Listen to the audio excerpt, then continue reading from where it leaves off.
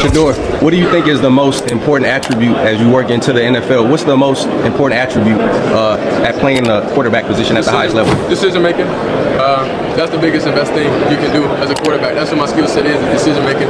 So I don't ever let anything alter my mind or let anything get in the way of me not being in my right mind. So decision making as a quarterback position for my skill set, what I like to do, sit in the pocket and throw it, that's the best attribute. If we want to change the narrative, change the franchise, if we want to like help, we got to speak life. You type of things is like separate us. Like a lot of the players like get these type of questions, and then we want to be working with y'all. We want to be proactive, but like when you ask questions or when questions are asked to us players, and it's like you pinning stuff against each other, it's like, come on now. Shedeur, what do you think is the most important attribute as you work into the NFL? What's the most important attribute at playing the quarterback position at the highest level? And what he found is about to change the entire narrative around Shedeur Sanders. So don't skip a single second of this video, and if this story touches your heart, give it a like, subscribe to the channel, and let us know in the comments. Where are you watching from? Let's begin. Nah, stop what you're doing, because what just happened? That wasn't another take. That wasn't a talking head trying to go viral. That was a real coach with real film, putting a real flashlight on Shedeur Sanders, and the second that breakdown hit the timeline, you could feel the ground shift under the entire conversation. Because all season, it's been noise. It's been the same lazy cycle. One bad throw gets clipped, one interception gets replayed, and suddenly people act like that's the whole quarterback. That's the whole story. That's the whole future. And I'm sitting here watching it like, are we even watching the same sport? Are we evaluating quarterbacks, or are we just collecting receipts for our own opinions? But then this happens. A neutral coach steps in. Not a fan account, not a media personality, not somebody with a brand to protect a coach. The type of dude who's been around the game long enough to know what translates and what's just hype. And he doesn't come with feelings, he comes with film. He comes with traits. He comes with the stuff you can't argue with because it's right there on tape. And that's why this moment matters. Not just for Shedeur, but for how the league treats young quarterbacks in general. Because we're living in a time where rookies don't even get to breathe. They don't get a development window. They get a highlight window. You're either a superstar by week 4, or you're a bust. You're either the next Mahomes, or you're a meme. And that's not football. That's entertainment pretending to be football. So when Coach Riz breaks it down the way he did, measurables, leadership, processing, anticipation, pocket management, that's not fluff. That's not vibes. That's a real quarterback evaluation framework. That's the NFL language behind closed doors. And the crazy part is, he didn't come out of that film saying what the loudest people have been screaming all year. He came out of that film saying, hold up, there's something here. And now we've got a problem. Because if the film says one thing and the mainstream narrative says another, somebody is lying. Somebody's pushing an agenda. Somebody's protecting a take they made too early, too loud, too confidently. Because film doesn't care about your timeline. Film doesn't care about your bias. Film doesn't care about whether you like the kid or not. And listen, I'm talking to both sides right now. If you've been defending Shedeur, if you've been watching the games and feeling like the criticism didn't match the reality, this is your receipt. This is the proof you've been waiting for. This is the part where you look around and go, see? I wasn't crazy. But if you've been doubting him, if you've been calling him overrated, calling him hype, calling him a bust in progress, this is your warning. Because what this coach just did was separate the noise from the substance, and the substance is way more dangerous than the noise. Because here's the part nobody wants to admit. Traits travel. Traits translate. Leadership translates. Processing translates. Pocket management translates. Those are the things that survive when the game speeds up, when the windows tighten, when the pressure gets real, and when a coach grades a young quarterback and starts highlighting those traits. That's not a compliment. That's an alarm bell. So yeah, this changes everything. Not because it makes him perfect, Not because it guarantees greatness overnight, but because it forces the league and fans to confront the uncomfortable truth. We might have been watching a developing quarterback and calling it failure. And in the next part, I'm going to walk you through what this really means. Not just in numbers, not just in grades, but in real football terms for his future, for that locker room, and for everybody who's been waiting for the moment the narrative finally cracks. Because this isn't hype anymore, this is proof, and proof changes everything. Right now, he's standing in the most uncomfortable place in the NFL, not at the bottom, not at the top, but right in the middle where everything is fragile. Because let's be real, young quarterbacks don't just battle defenses, they battle headlines, they battle rumors, they battle front offices that won't say what they really think. They battle fans who switch opinions every Sunday. And in his case, he's walking into a situation where nothing is guaranteed, not snaps, not patience, not protection. On paper, people think they know where he stands. They see a depth chart and assume it tells the story. They hear competition and think it means fairness. But the film tells a different truth. The film says he's not just a project, he's not just a body in camp. He's someone who's already shown enough to force real decisions, and that makes people uncomfortable.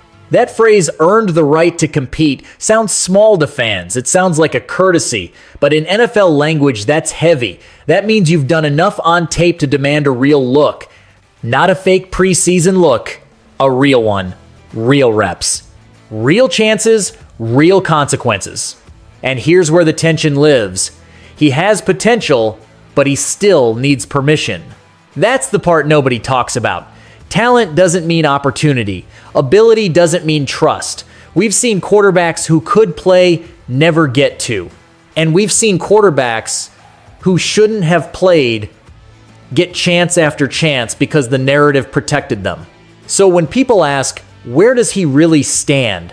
The honest answer is, he stands right at the line between being chosen and being ignored.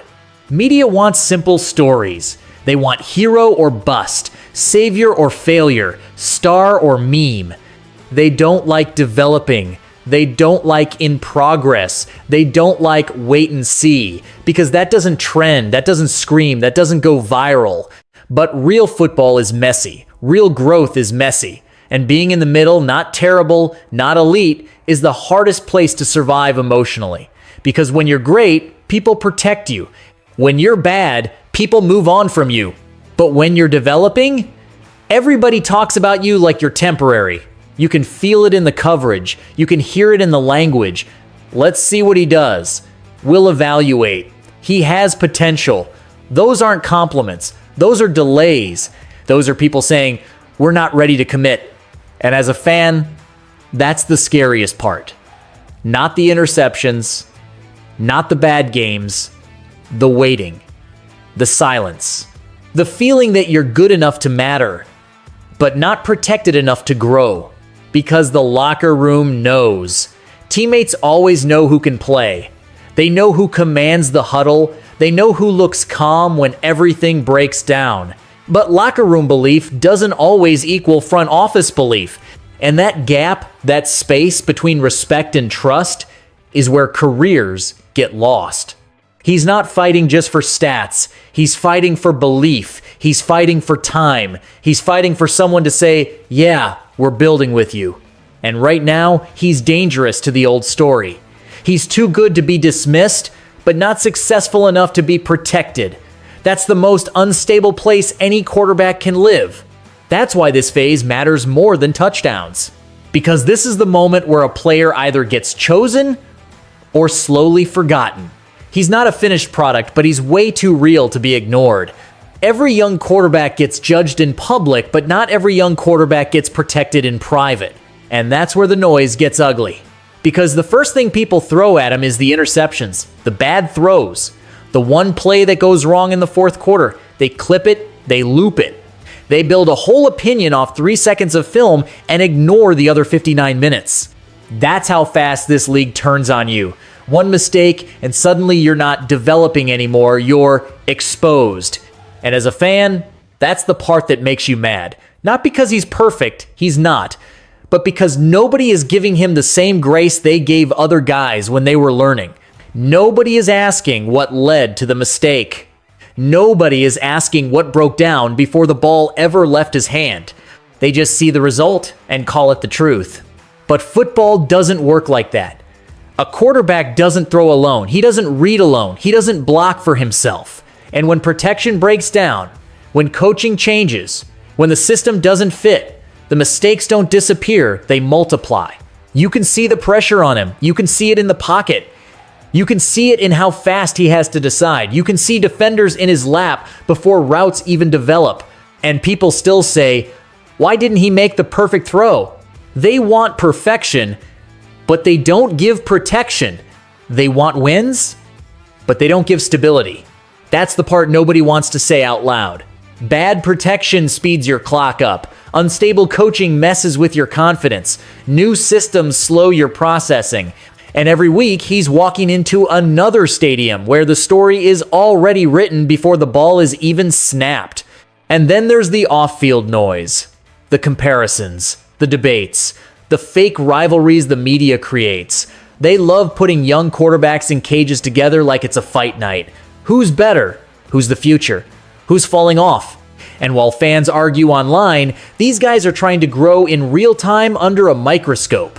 That kind of pressure changes how you play. It makes you press, it makes you force throws, it makes you feel like every snap has to prove something. And that's when mistakes happen, not because you're weak, but because you're trying to carry more than you should. And I'm not excusing the mistakes. He's thrown interceptions. He's had bad games. He's made decisions he'd want back. That's real. That's on tape. But so is the context. Because growth is messy. Growth comes with bad reps. Growth comes with ugly film. Growth comes with moments where you fail loud so you can learn fast. But the NFL doesn't love growth. It loves results. And if you don't give results immediately, the patience runs out before the talent does. We've seen this before. We saw it with Jalen Hurts when people called him limited. We saw it with Josh Allen when people called him wild. We saw it with Trevor Lawrence when people called him disappointing too early. And the same people who doubted them pretended they always believed once it worked. Right now, he's in that dangerous phase where every mistake is used as evidence, not as a lesson. Where every bad game is called a ceiling, not a step. Where every struggle is treated like a sentence instead of a process. And as a fan, watching that hurts. Because you can see the fight, you can see the effort, you can see the flashes, but the noise is louder than the patience. So here's the real question. What if the mistakes aren't proof of failure? What if they're proof of someone brave enough to try in the hardest league in the world, under the brightest lights, with the least protection? Because failure isn't always weakness. Sometimes it's the price of becoming. Growth doesn't show up clean, it shows up messy, uneven, loud, and uncomfortable. That's what people don't get. They want the glow up without the grind. They want the breakout without the breakdown. But real growth, it stumbles first. It looks shaky before it looks smooth. And if you've actually been watching the games, not just the clips, you can see it happening week by week, rep by rep, mistake by mistake. Early on, everything felt rushed. Feet moving too fast, eyes jumping too quick. You could tell the game was loud in his head. But then something started changing. Not all at once slowly. Calmer feet. Better balance. Reads coming just a half second faster. Not perfect, but clearer. That's how you know it's real. Because fake progress looks flashy.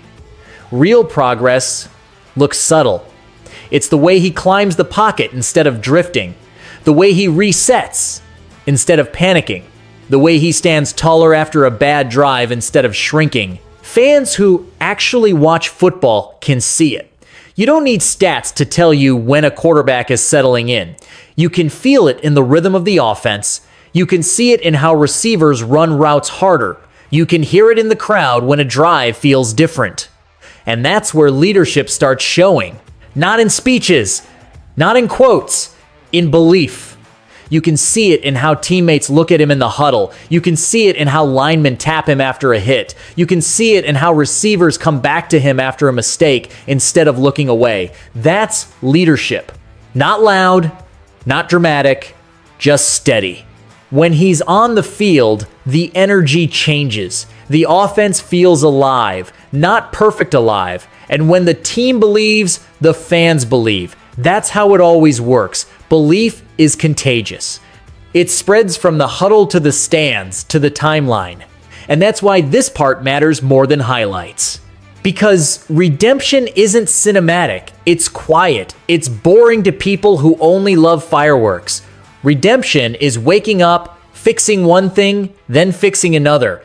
It's learning in public, failing in public, growing in public. While everybody watches and judges every step, he's not rewriting history, he's rewriting habits. And that takes time. This is what real development looks like. It's not a jump, it's a climb. And every week, he's climbing something. Maybe it's footwork, maybe it's reads, maybe it's confidence. But he's not stuck, he's moving. And now the conversation is shifting. It's not just, can he play anymore? It's, what if he gets support? What if the protection holds? What if the system fits? What if the belief becomes official? Because growth without support is survival. Growth with support is transformation. That's the line he's walking toward right now. And that's why this moment feels different. Not because he's arrived, but because he's close enough that you can see what he might become. You don't become great in silence. You become great when you survive the noise. This is the moment where careers stop being discussed and start being decided. Not when the stats explode, not when the headlines flip, but right here when the league has to choose, do we build or do we move on? This is where legends actually start. Because every great quarterback you love, every jersey you own, every highlight you replay, they all began as questions, not answers. Questions. Can he do it? Can he lead? Can he survive the pressure? And right now, that question is hanging over him. I'm not talking like an analyst anymore. I'm talking like a fan who sees what's coming. I'm talking like someone who's watched too many careers die early because nobody waited long enough to see who they could become. If he gets real support, not perfect, just real, this could be the season people point to and say, that's when it started. Not the year he became famous, the year he became dangerous, because the traits are already there. He has the traits. He has the fire. He has the fight. You can see it when he gets hit and gets up faster than the defender. You can see it when he misses a throw and comes back sharper. You can see it in the way he talks, the way he carries himself, the way he refuses to hide. What he needs now is time and belief. That's it. Not hype, not excuses, not miracles. Time to grow, belief to try. And fans, we matter in this part, more than we think. Noise shapes pressure. Pressure shapes confidence. Confidence shapes performance. When fans believe, players feel it. When fans quit, players feel that too. Fandom isn't passive. It's energy. It's emotion. It's backing someone before the world agrees. We've seen this story before. Jalen Hurts was limited. Josh Allen was wild. Trevor Lawrence was disappointing too early. And the same people who doubted them acted like they always believed once it worked. That's why this part is special. Believing before it's safe, supporting before it's popular. Standing with someone when the story isn't finished yet. Because this is the season where the decision gets made. Do they build around him or replace him? Do they protect him or test his survival? Do they invest or move on? And whichever choice they make will shape everything that comes next. But I'll say this, and I'm saying it as a fan, not a scout. If you give this kid a line that holds, a system that fits, and a staff that believes, you won't just get good football. You'll get a story people didn't see coming. He has the traits. He has the fire. He has the fight. What he needs now is time and belief. So this is the moment to rally, not just around one player, but around the idea that greatness takes patience, that development takes courage, that belief is powerful even before proof arrives. Because every legend starts as a question, and right now, he's becoming the answer.